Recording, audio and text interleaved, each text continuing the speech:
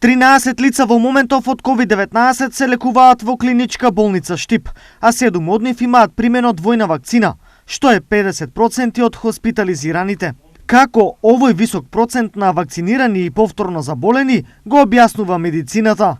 Факт е дека вакцинираните се заразуваат, факт е дека добиваат симптоми, тоа што дава оптимизам е што помалку се хоспитализираат, според некои 10 пати, според некои 25 пати помалку отколку невакцинираните. Значи поминуваат полесно и многу ретко, ако не се премногу стари и така натаму истоштени, завршува со смрт.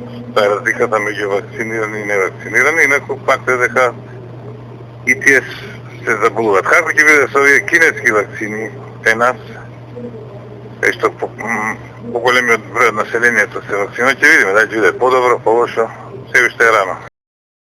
Новите мерки кои надлежните институции во државата засилено ги имплементираат, предупредуваат на нова опасност и повисоко ниво на заштита. Што е новото во однос на досегашното искуство на заштита и ќе треба да се применува? Сега се носат мерки кои немаат овие забраната во затворен простор е добра, не требаше ни да се прекине. Овие други мерки со тоа ковид пас немаат врска со епидемиологија и медицина. Тоа е еден репресивен метод, не знам дали е добар, тоа не е мој, не сум стручен да кажам, тоа психолози и социолози треба да кажат. Да луѓето се натераат да се вакцинираат. Иначе самото тоа нема ништо да спречи.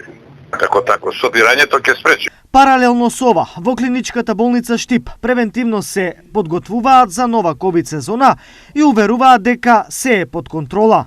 Во овој момент имаме 13 хоспитализирани пациенти во модуларната болница, каде има вкупен капацитет од 47 легла, доколку дојде нов бран.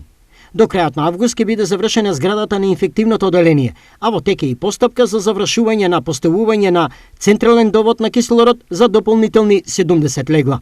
Изјави директорот на клиничката болница Штип Ален Ѓоргиев.